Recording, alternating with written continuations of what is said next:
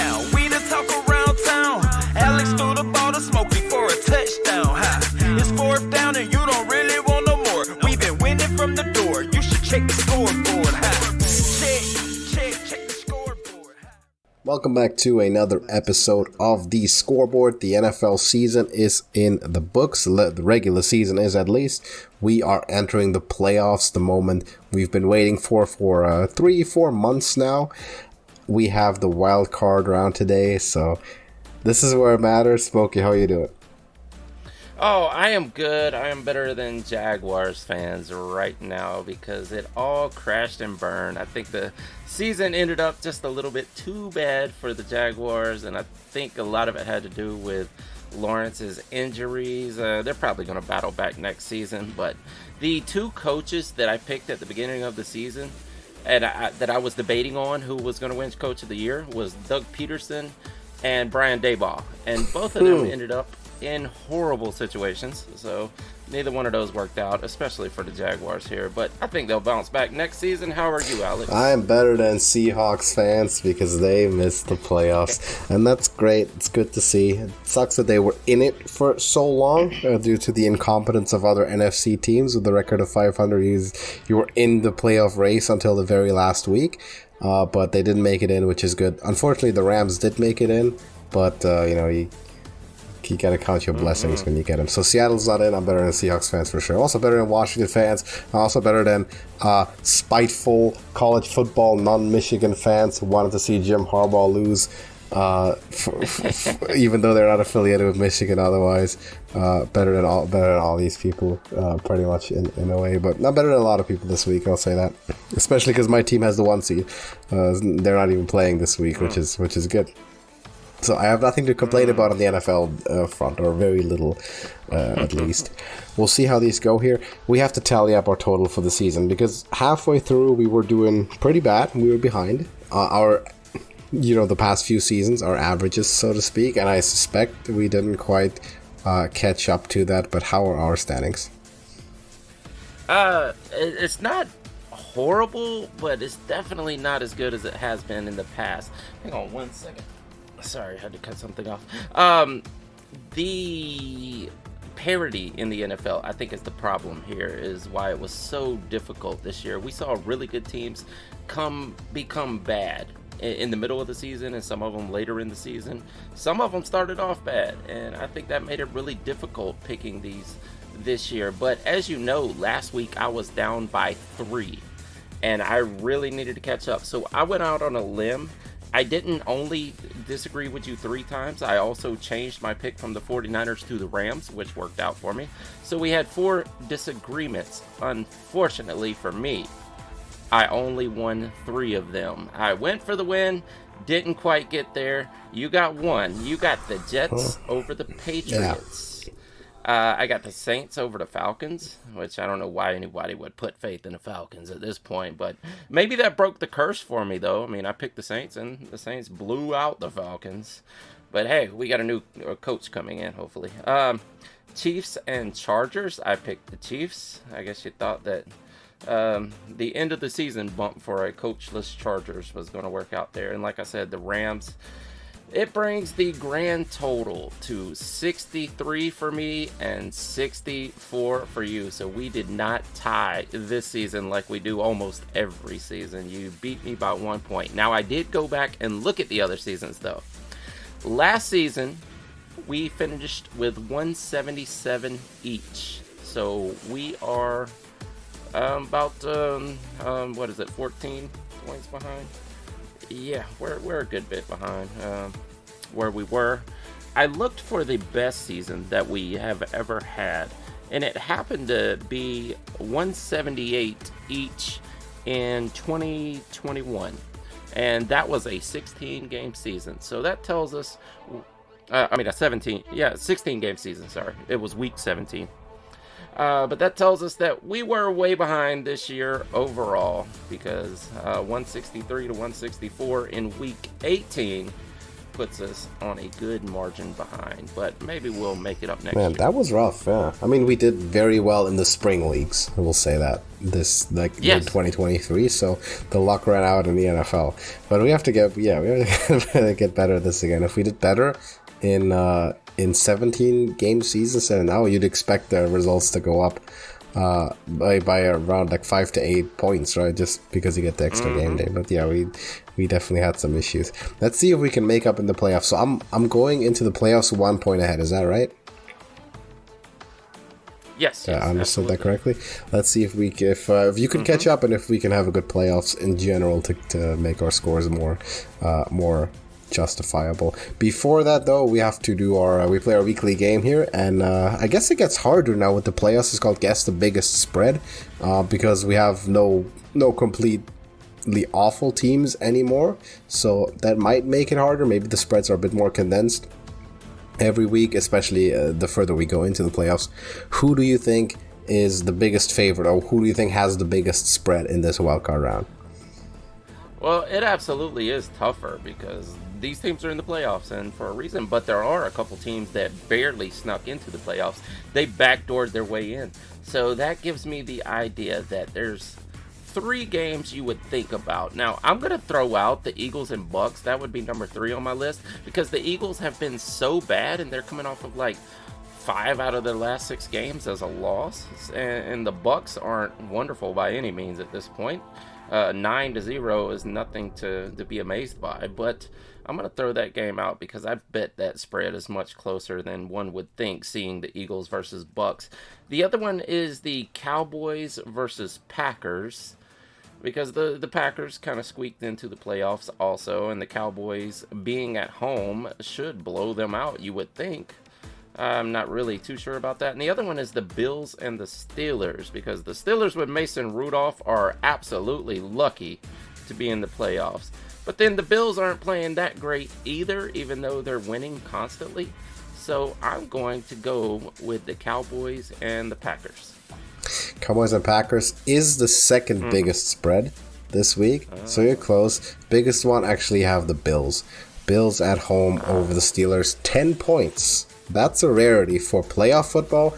A double-digit spread is very rare come January, because usually you only have winning teams here. But the Bills, given how good they have been in the close of the season and convincing win to lock up the division in a huge rally from behind. I mean, they were down and out for even a wild card spot, and they came back to win the division, which is incredible. So that was a great achievement for the Buffalo Bills there, and I think they end up being the 2 seed, which is it's really crazy how they rallied back.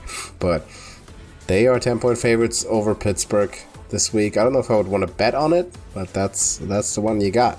So we'll get into these games here. We have 6 games to talk about. Obviously, we have the Ravens and Niners enjoying their 1 seed and their first round bye. Not complaining about that.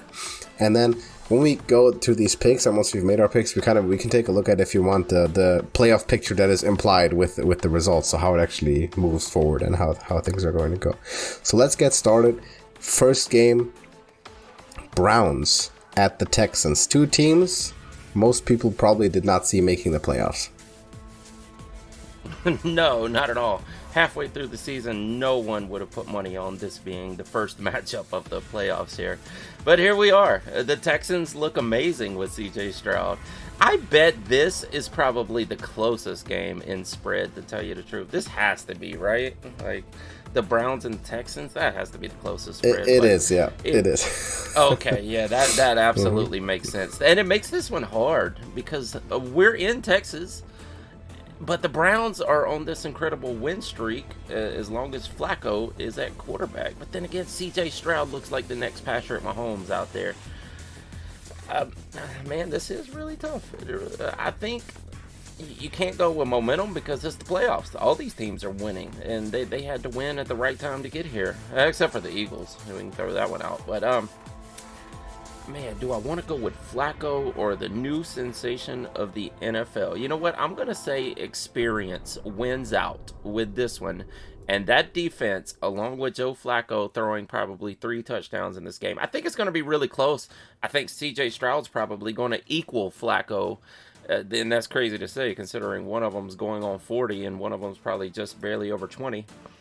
But yeah, I'm going to say it's going to be a really close one, but I'm taking the Browns on the road. Yeah, you're right. This is the closest spread, and also to me personally, the hardest game to pick. So this is the one I struggle with the most at the start, because you'd intuitively think the better teams play at home, but that's not necessarily the case, as we will see in the NFC as well, given that some divisions are just weaker than others.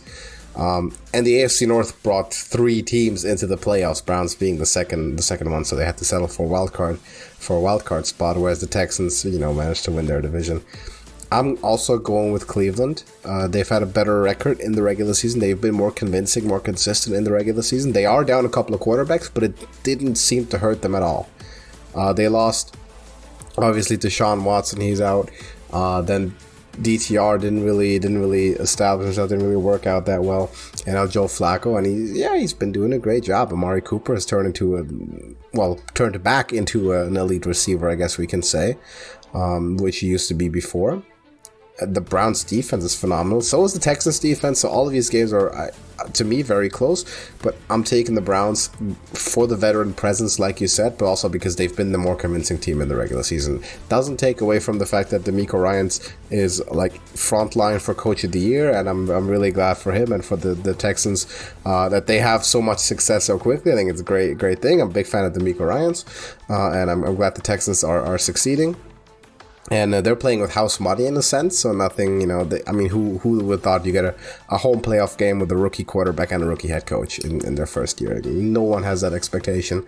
Houston's already done it.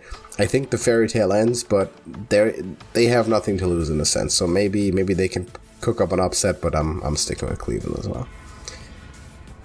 The first, I guess, big hitter here in the AFC, which we thought could be an AFC championship game for a while, Dolphins at the Chiefs. Yeah, on paper, without looking at stats from this season, this is an amazing game right here. Like, this is the game people want to see. Tua finally hitting his stride in the NFL, and the young Dolphins with their second-year head coach actually putting up a fight and becoming one of the elite teams against the Chiefs, the perennial favorites to win the Super Bowl because they have probably the best quarterback in the NFL. And Tua coming into the NFL, I thought, that's probably a guy who can take that crown from Patrick Mahomes, if anybody.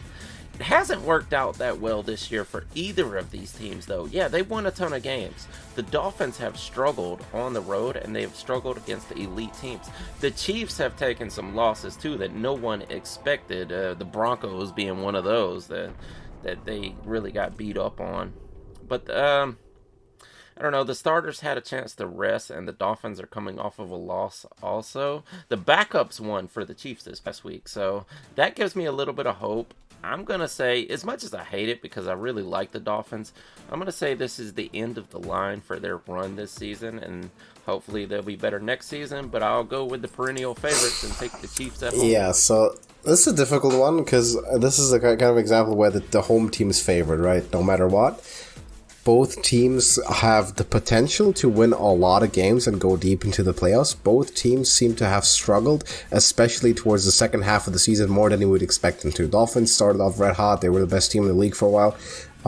The Chiefs, we know who Patrick Mahomes is with Andy Reid, but both of them seem to have their troubles. So this is a very hard one for me to pick. And honestly, the Chiefs have looked so bad recently. I don't think they're going to be beating a winning team unless they come out and turn it around in a big way. Now, I recognize the Dolphins themselves haven't beaten a lot of strong teams, but I think the Dolphins offensively are, right now, I trust them more to put up points. So I'm taking Miami to go into Kansas City, which is an added difficulty, but I'm trusting Miami to go into Kansas City and win the game.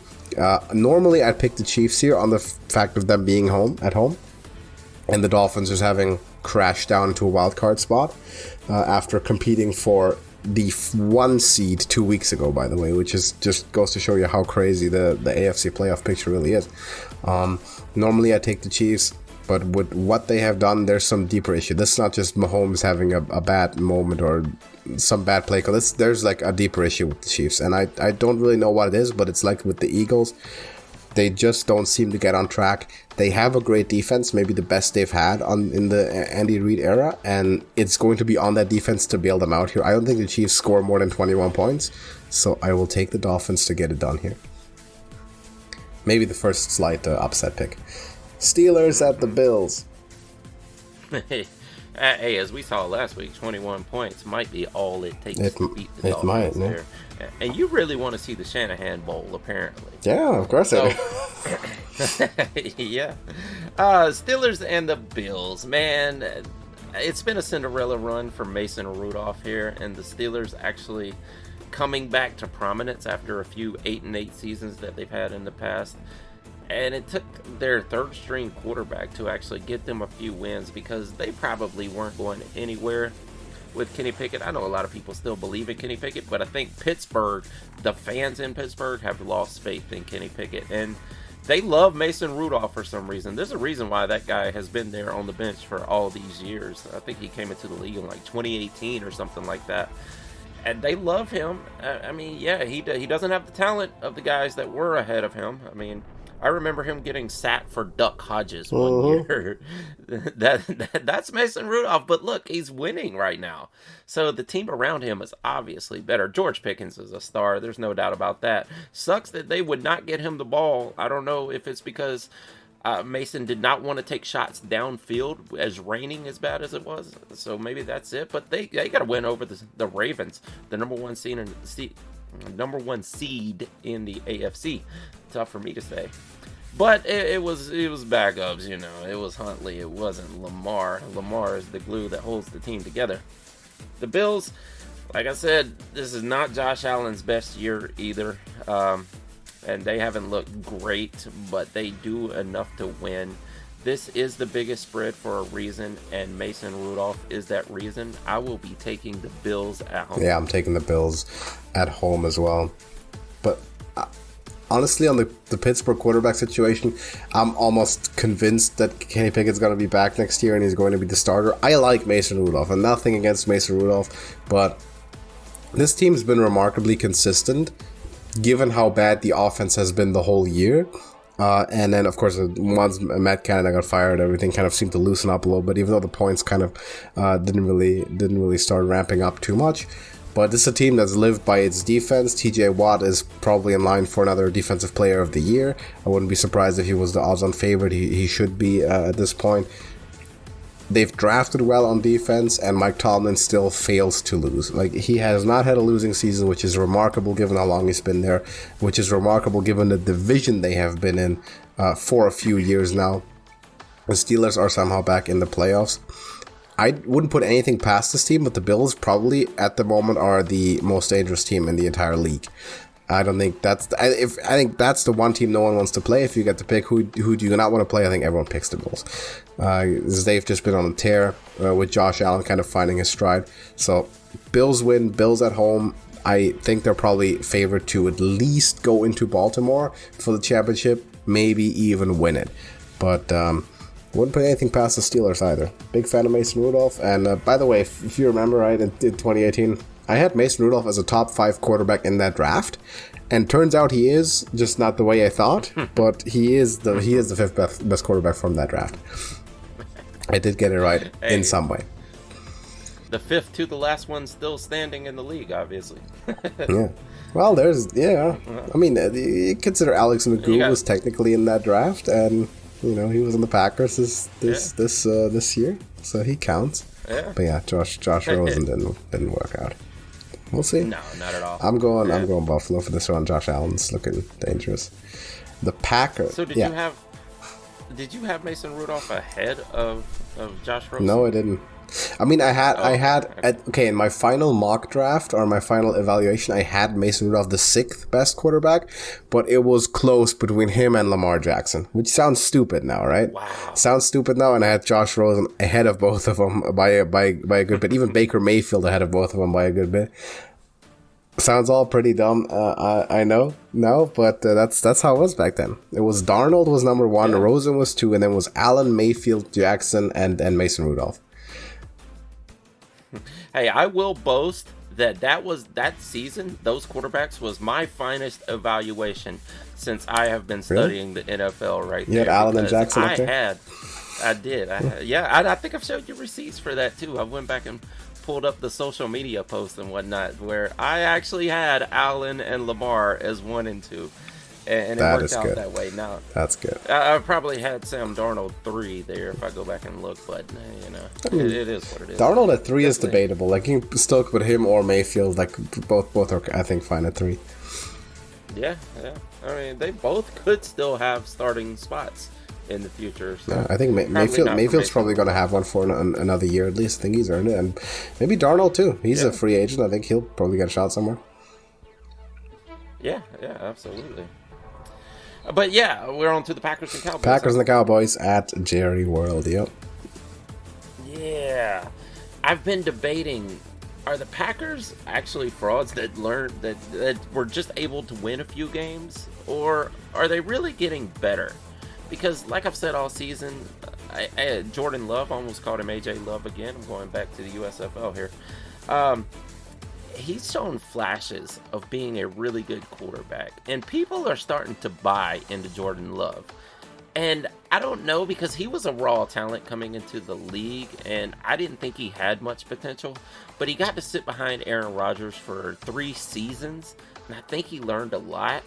And it may just be that Green Bay will never run out of luck on picking their next quarterback, and this might be the guy for the future. The Cowboys, though, this is a force to be reckoned with, especially at home. As much as everyone outside of Cowboys Nation hates it, this team is really good. They're still not elite, I'm going to say that, but they can blow out teams like the Commanders and whatnot. Can they beat the Packers here? And the Packers are young and hot-headed, but they have a lot of injuries, and this is in Dallas, so that makes me have to go with the Cowboys at home. Yeah, unfortunately, I also have to go with the Cowboys, though, of course, I'd be rooting for the Packers. It would be hilarious if Dallas managed to lose as well. And also, Dallas has a long-standing streak of not making it to the NFC Championship game in over, 25, 30 years now. Been a long time. We hope that streak stays alive. Because of course they're not going to have to go through San Francisco, at least in the divisional round, until it gets to the championship game. Let's see if someone can hand them the loss. I would hope so, but I have to agree with you. I have to pick the Cowboys here. They've been the more consistent team, but I will say upset alert is definitely there, because we know the Cowboys can choke games away. They've shown it, they've demonstrated and proven it multiple times this year. I personally don't believe in Green Bay much. I believe the Packers are probably the weakest team that has managed to sneak into the playoffs somehow, and that's owed to, the NFC not being all that. But then again, it's thanks to them that Seattle isn't here, so I shouldn't be hating on the Packers either. But yeah, Packers are they're going out. They should not be here. They're the weakest team in the playoffs, so Dallas wins. Rams at the Lions. Wow, in a playoff or a wild card round with the Bucks and the Steelers with Mason Rudolph, you're saying the Packers is the worst team? Yeah, the Steelers beat Green Bay for sure. Yeah. Just by defense alone, because Mason, I'm not convinced that Jordan Love right now is much better than Mason Rudolph right now. Oh yeah, that's tough. Yeah, I'm taking everyone over Packers. So. I've seen flashes out of Jordan Love. I think for sure. I can't guarantee it, but I think he's going to be just fine in the future. He can be a starter. The Rams, yeah. I don't know if he's ever going to be Patrick Mahomes, but yeah, he can be a starter. The Rams and the Lions, man, this is a tough one, because the Rams have been on fire and they just continue winning, and it's a team that nobody thought would be here halfway through the season, but here they are. And like I've been saying over the past few weeks, this is a team that nobody really wants to play. Yes, the 49ers played their backups. Yes, they went against the best team in the league. Well, second best, I guess. You still got to go with the Ravens, right? Because of the head-to-head matchup. I know you're probably still going to disagree with that, but the Rams, did what they had to do to get here, and they beat the 49ers without a few key pieces playing for the 49ers. So it is what it is. They were about to fumble that game away at one point in time, but I'm glad I changed my pick to the Rams because I put money on the Rams and the Bills playing in an underdog bowl for the Super Bowl. So I absolutely have to go with the Rams, even though I love what the Lions have done this season in turning that franchise around and getting to where they are. This will be like a repeat of the last time that they made the playoffs and they go out in the first round. I'm taking the Rams on the road. Wow. See, I was going to be the one to make the upset pick here. I was going to take the Rams. But isn't it also disrespectful to take this wildcard team over the established division winner who just had their best season since like probably in the Super Bowl era? Because the Lions haven't done anything ever. So this is the best season that the majority of Lions fans have ever seen. Period. Already, no matter what happens, this is the best. So of course I want the Lions to win. Of course I want to pick the Lions. I don't know what in me has me pick the Rams anyway, and I'll take the Rams. I'm not convinced by that game last week. To me, it's meaningless. Okay, this is in value. This is no more than a preseason game, and I would have said that if the Niners won, if the Rams won, I don't care, because you have the whole backup squad out there. You have like kickers getting involved. It's in a 1-point game, by the way. That game means the least of any game I've seen all regular season. Says the result means nothing. Only thing it's sad about is that the unbeaten streak is broken, because the Niners have beaten the Rams like 8 times in a row in the regular season before that. Unfortunately, that's broken, but it in the long run it doesn't matter, right? And the Rams were in the playoffs anyway. I'm going to take them because I think Matthew Stafford, against his own team. Maybe this is just me being behind. I hope it's me being behind, thinking that Stafford is still better than Jared Goff, which statistically speaking hasn't really been the case in the last 2 years. I feel like the Rams are getting hot at the right time, and they are in position to win a game. And the Lions are the exact team that it might happen against. Sam Laporta is hurt, which is unfortunate for them. That was a breakout rookie. I'll have to give it to the Rams. I think just more consistent offense out of the Rams at the right time. Praying with everything I have that I am wrong, but I do have to agree with you. I am taking the Rams. And by the way, I do have an interesting take on this who's the best team in the NFL question that you asked, Niners or Ravens. It depends on what the comparison is my answer. I think the Niners would beat more teams than the Ravens right now. Like if you had both teams play the entire league, 31 games each, I think the Niners come away with a better record. But the Ravens would beat the Niners head to head. I think that's what I'm getting at. So I think the Niners are favorites to win the Super Bowl in any case in which they don't play Baltimore. If they play exactly Baltimore, the Ravens are favored. That's my point. Because the matchup is bad. The Niners match up badly against the Ravens because their offensive and defensive lines are undermatched or are outmatched against the respective units of Baltimore. But at the same time, the Niners have a more consistent offense that can beat more different teams with more different approaches. So I hope that answers the question. Yeah. Yeah, I have to agree with that really quick. But one thing we didn't mention about the Rams and the Lions, this is revenge bowl for both quarterbacks also. Both quarterbacks. So that's going to be interesting. Yeah. It's great. Like I've read a lot of it almost looks scripted because like you get Tyreek Hill playing at Kansas City, you get Mike McCarthy playing against Green Bay, and you get both Goff and Stafford playing against each other's former teams. It's amazing.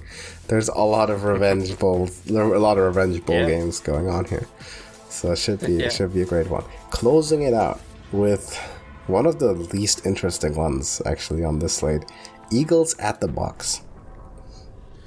Yeah, and it is a tough one because, like I said, the Bucs are by no means an elite team either. A lot of people would say they may be the worst that is in this wild card round. Green Bay. Oh, you said Green Bay. Yeah. I was like, didn't I say the Bucs? Yeah. Well, I still think it's between the Steelers and the Bucs myself, but Regardless, the Bucks can get on a roll at certain points in time, and Baker Mayfield goes out there and plays hero ball, and they put up a ton of points on a lot of opponents. And then sometimes, like they did against the Panthers, they just crap all over the field and can't get anything going. But they came away with a win because they played the Panthers. That is the worst team in the entire league. So here we are, the divisional winners, and their record sucks even though they're in the playoffs here. The Eagles are bad, though. To be a team with, what do they have, 11 wins, right? They're an 11-win team. To be a team with 11 wins, this is the worst team in the league. Like, you can't play as bad as they've played over the past 6 weeks and come away from a season with 11 wins, but they did because they were good or not really good. You know what? It's like the Vikings. I said this earlier in the season. It was like the Vikings was last season, to where we know they weren't good, but they always pulled out a win at the last second, and they've been doing that all season until these past few games. It has all come crashing down on them because the Eagles are not as good as that record. That is for sure. And just like the Vikings last season, what happens? They made it to the playoffs after losing a couple at the end of the season, and they got dumped on their heads in the wild card round. That's going to happen to the Eagles here. Unfortunately, I'll be taking the Bucks and Baker Mayfield at home. Man, this one's hard. There's a real reason to take the Bucks because the Eagles have looked, god awful. They were not trying to throw that game against the Giants. They were trying to win that game. And they got ran over in the first half and then pulled their starters, which some of them got injured and banged up, by the way. Yeah. There's no way the Eagles' final 6 game stretch could have gone any worse than it did. To go from the 1 seed, the defending champion, and the 1 seed throughout the entire season, to not even playing a home playoff game and having to go to Baker Mayfield's Buccaneers. What a fall from grace. I'm going to, just to make it interesting, I'm going to take the Eagles. I think they'll get one last hurrah, and they're losing the next game. It doesn't matter where they're playing. If it's in San Francisco or even at Dallas or Detroit, doesn't matter. They're probably losing. They're just not good enough right now. Everyone seems to have figured out what they're doing, and they're just completely off the chain. But the Bucks are a team that's also known for imploding in on themselves. I'm saying that's exactly what they are going to do one more time. And the Eagles get one over on them in what is going to be the least interesting game of the week. But I'm taking the Eagles. So how many disagreements do we have here? I think quite a lot, right? 2 or 3 at least? Yeah, we have we have 2. We have the Eagles and Bucks. We have the Dolphins. No, I'm sorry, not the... Yeah, the Dolphins. Yeah, Dolphins. And Chiefs. Yeah, you picked the Dolphins, yeah. I have the Dolphins, yeah. Yep. So Dolphins and Chiefs, Eagles and Bucks, which could put me back ahead of you here. It could. That's right. I only picked 2 home teams. I also noticed. That's usually not a recipe for success. Yeah, I picked 4 home teams, so I feel good about that. Especially in the playoffs when home teams are supposed to be better, but it just doesn't seem right to me. Well, you know, when you have divisions that are really bad and the team squeaks in, I get it. Yeah, exactly. But and the NFC South was that kind of division. Oh yeah, absolutely. But the Bucks are like Jekyll and Hyde, though. Like sometimes they go out there and just stomp a team out, but then sometimes they fall on their face. That's been Baker Mayfield his entire career, though, right? Sometimes he's on fire. Sometimes he saves the day. Sometimes he wins, not win at all, but he's won a lot. And then there's sometimes where he just craps on the field and wins absolutely nothing. You just never know. Which team is going to show up here this week? I do think Baker has earned himself the starting spot for another year, in large part because of how bad the NFC South is. I think it's, of course, a 9-8 or whatever, a close to 500 team is not supposed to win a division ever, but for some reason in back-to-back years, the NFC South has been that bad, and they've been able to do it. Doesn't matter the quarterback. So I think he's earned himself another year of starting. If you look at the Bucks this year versus last year, I can't tell the difference between Brady and Baker. It looks the same to me. Can't tell them. In fact, Baker has had a better season statistically speaking. They win about the same. They're about as unreliable as they were. Doesn't really do much. But if the division gets better, I think we'll see that the Bucs are not world beaters by any means. But hey, good on Baker. I mean, he's earned himself a spot. He seems to be popular down in Tampa Bay, so I'm completely fine with that. Hope he wins, by the way, because I'm not rooting for the Eagles, obviously, but I have to pick them. I have to give it to them. The Bucs are too unreliable. It feels so much like the Vikings last year, though. It does. It does. The Eagles didn't work out. Yeah. It did not work out for them last year. And that's true. I feel like the Eagles are headed down that same path. But the Eagles are even worse than the Vikings last year, and everyone knows it already. Mm-hmm. They already had that downfall. Like maybe the Cowboys are a better comparison almost, because they really have the good record. They won the division. They have a great record. People have them as favorites to go into the NFC Championship. Maybe they're the Vikings of this year. They lose to Green Bay or something. Who knows? Possible. I don't know. They've because the Vikings started just losing horrendously at the end of the season last year, and the Cowboys are coming off of a big win. I mean, it was the Commanders who won 4 games this entire season and fired their head coach. So maybe that's it, but I don't know. I think the Cowboys right now are better than the Vikings were last year. Well, that's our picks for the first round of the playoffs. I have one more thing, tangentially NFL related, that I wanted to throw out to you just for discussion's sake. Quick opinion on the following scenario. Jim Harbaugh becomes the head coach of the Atlanta Falcons, and the Falcons draft J.J. McCarthy in the first round. What are your thoughts? No, I don't believe in J.J. McCarthy. He is a game manager, and he works out well because the Michigan Wolverines, they love running the football, as we saw in that championship game. I mean, really, the only guys getting a ton of work was the running backs, and they have 2 of them. They have 2 really good running backs, Donovan and Blake Corum. Those guys are great, and I think both of them are going to work out in the NFL in the future, but not the quarterback. I don't believe in J.J. McCarthy. Yeah, he's better than Shea Patterson, but he's not he's not a C.J. Stroud. He didn't go out there and win games. He didn't put teams on his back. I would rather have a Michael Penix. I don't know if I want Jim Harbaugh. Tell you the truth. I mean, I see what John is doing in the NFL, and it tends to work out.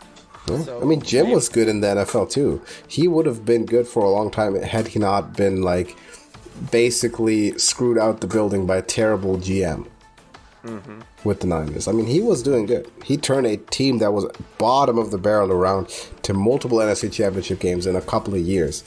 And then he goes 8-8 one time and he's out the door because of Trent Baalke. Yeah, that's true. Who did y'all go to? Was that Jeff Fisher after him? After him was Jim Tomsula. That was some random defensive line coach being promoted to head coach immediately. Yeah, and then it was the whole Chip Kelly fiasco before Kyle Shanahan showed up. Yeah, that's what I was thinking of. Yeah, not Jim Fisher. It was bad, man. The Jim Harbaugh era in San Francisco was an island in the middle of a whole lot of garbage before Kyle Shanahan showed up. That team was bad for a long time. And Jim Harbaugh elevated them quickly, and then he got thrown out for because of personal ego reasons, not because he was doing bad. But yeah, and you can see, by the way, half the team retired the season he was fired. Half of that Super Bowl roster was gone because they just didn't want to do it. So he's a good coach. JJ McCarthy. I mean. J.J. McCarthy definitely does not inspire or put any inspiration into me coming through the Falcons. But Harbaugh, it's something I could learn to live with. I could learn to live with Harbaugh more than Bill Belichick, which a lot of people are talking about. I think Belichick might be done. I don't know. I mean, if he wants to stay in, sure, there's some team that's going to give him a shot, whether it's the Chargers. But the Chargers are who a lot of people are talking about Harbaugh going to. Oh, yeah. And I'd love that. That might be a good spot for him down there. As long as he doesn't go to Seattle, I'm fine with anything, really, for Jim Harbaugh. But the Chargers would be great. Yeah. Chargers would be amazing. I don't think he'll end up with the Seahawks. I think they're going to stick with their guy for a few more years at least.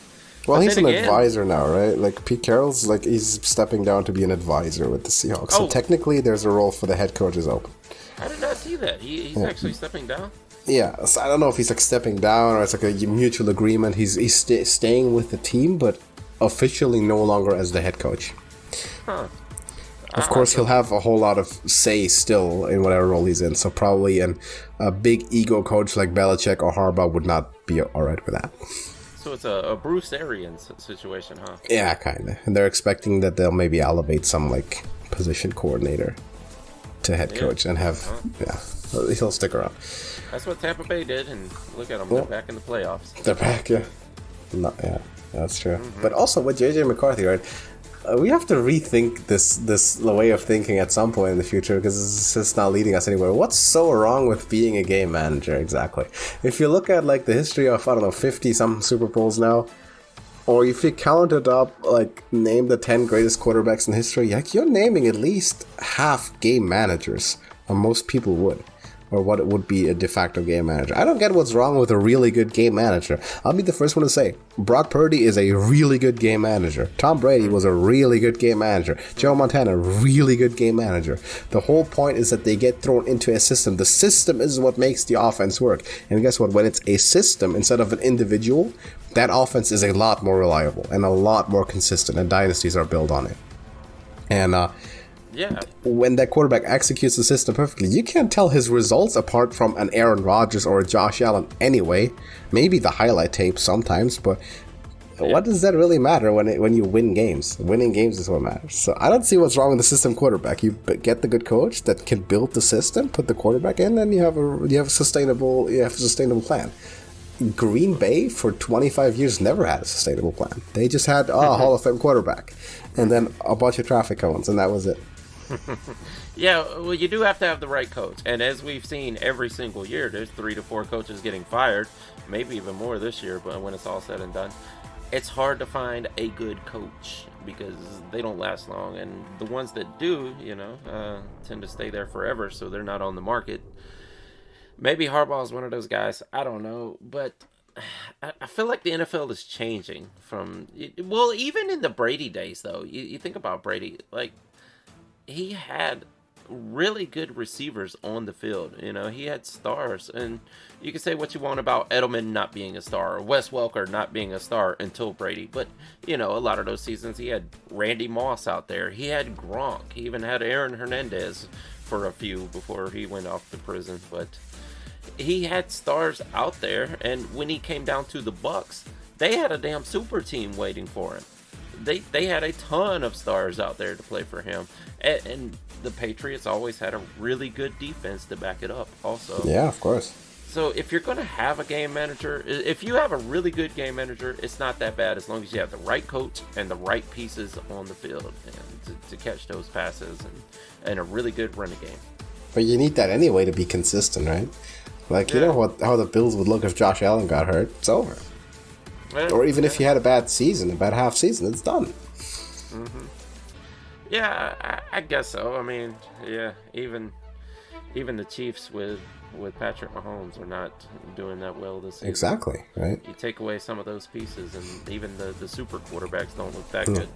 And the Chiefs kind of have both. Like, they have the good system and the superstar quarterback who can sometimes transcend the system if he needs to, that's a very rare combination that you get.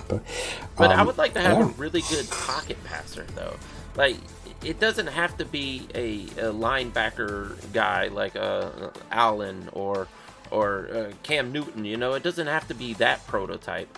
But if you get a guy like C.J. Stroud, you see what he can do. A really good pocket passer that can move whenever he needs to. That type of situation is what I would like. And, no one's calling C.J. Stroud a game manager, but he is a really good pocket passer. He is a good pocket passer. But I would argue so is J.J. McCarthy. And I don't know if we saw the same game 2 nights ago, but Penix lost that game passing from the pocket to J.J. McCarthy. Well, yeah, but it's the entire team. I mean, that defense was ranked like 258 in the country. Yeah, but he also gave up like over 100. He left 100 yards on the table and overthrows and weird interceptions, right? Mm-hmm. Like passing from the pocket was what killed Washington in this game.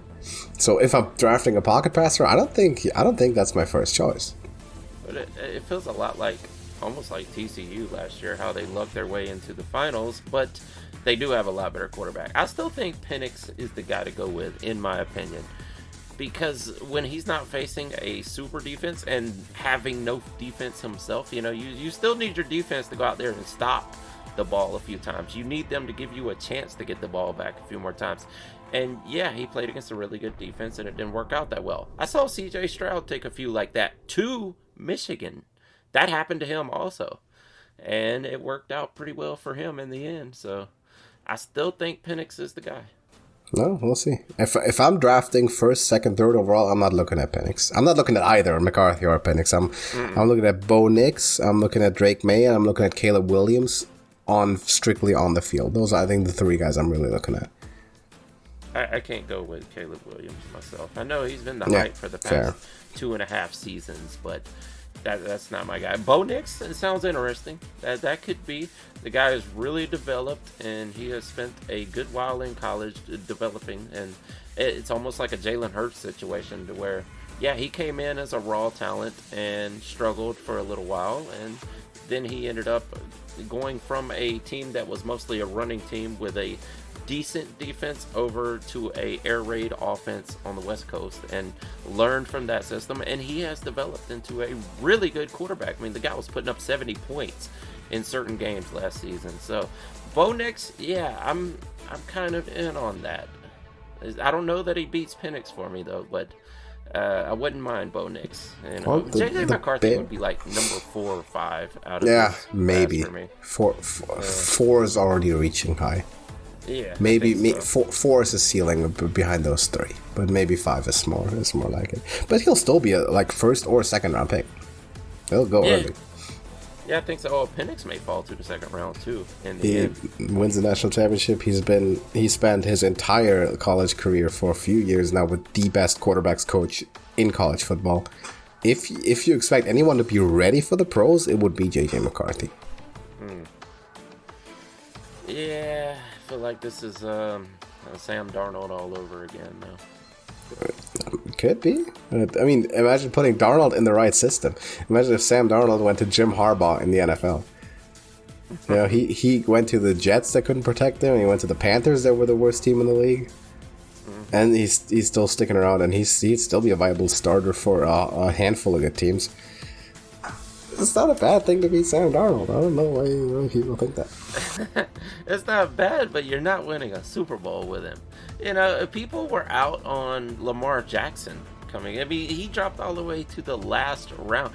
And the team that picked him, which happened to be a Harbaugh, they already had their quarterback. They didn't plan on him just walking right in and saving the team. The team was already good, and they had Flacco. Exactly. That's the thing. The one thing that matters for a rookie quarterbacks more than any other trait. People like to talk about runner, passer, vision, height, arm strength.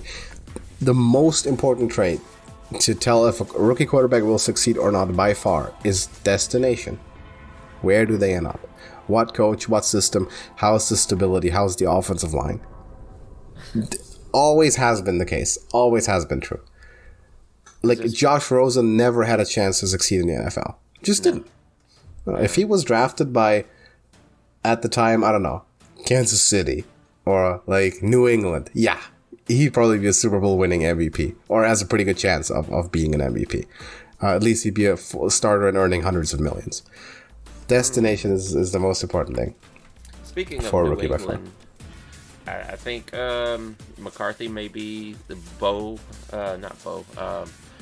Mac Jones.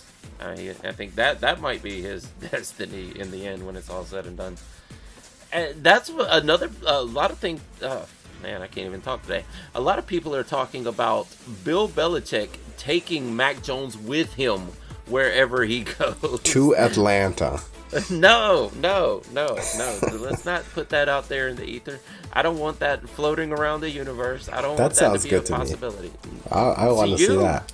That does not sound good to anybody in Atlanta. I mean, they're gonna win the NFC South, the way it's looking at least. With Mac Jones? Yeah. With him, with Belichick and Jones, they win the NFC South. Oh, yeah, they do. No. Oh, yeah. Yeah, they do. They really do. If New England is completely uninjured this season and get like one pass catcher, they could win the NFC South this year. The division's bad.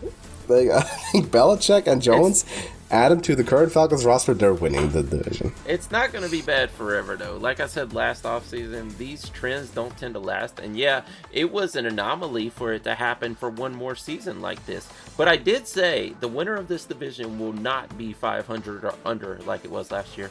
And they went one game over 500. So I'm going to give myself a pat on the back for that one. Huge congratulations. Only reason being because 500 exactly doesn't exist anymore. Exactly. You have to be one game over or under. Yeah, well, I said it would not be under, and it wasn't. It was way too close for my liking because the season actually started off with the division being kind of hot. I think we had 6 wins after the first... no, did the Panthers win at all? No, I think... Panthers didn't win early. Yeah, at the end of week 2, we had 6 wins in this division. I think the Falcons and Saints both started 2-0, right? Yes. They were good. I think the Bucks did also, right? Might have, yeah. 2-0 or 2-1, yeah. It looked like it was going to turn it around right there, but then they fell right back into the problems. But yeah. Well, at least we have some interesting news coming from the Falcons. Okay. So you're predicting that already? Yes.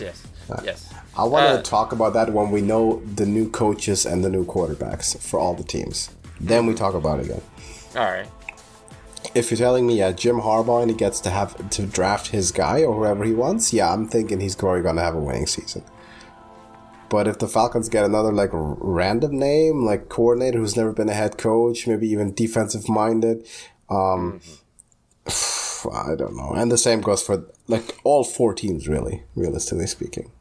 I don't want to speak about that division until we know who's going to be representing it. Oh, there'll be 2 to 3 new coaches next season in this division. Yeah, 2. I guess Dennis Allen stays. Yeah, I don't know after the end of that game and what happened there on the field. True, like, actually, yeah. Yeah, maybe. That is true. I don't know. Yeah, it looks like he lost control of the team. Yeah, it's kind of. It sounds weird to fire a coach for winning a game by too many points, though, right? It does, right? Doesn't really make sense. But he's at the press conference saying, they're doing things that I did not tell them to do. Yeah. So that means true. You don't have control of your team. Yeah. Which is concerning no matter what the truth is. Mm-hmm. Absolutely. That's true. Yeah, I mean, there's a lot of question marks. They missed their goal. The Saints did. As much as they won the last game, they missed the goal of making the playoffs. Which they should have. Any team should have in that division. Yeah. But at least we'll get a lot of interesting news coming out of the NFC South. Yeah. During the offseason. So glad Arthur Smith is gone. Well, let's see who's next. Glad. Let's see who's next. You never know. But that's our picks for the wildcard round. Please let us know all of your predictions in the comments. Only 6 games this week, but the most important 6 games thus far of the season. So let us know who you think is going to win, and move on. And what's your playoff bracket look like? Because we'll have a really good idea after this weekend. What the championship games might look like, because this is only one more week. We have a pretty good idea of who will be competing for those trophies. Can't wait to see it. Can't wait to get to it. Do you have anything to add for this week's movie? No, I think that's it for this week.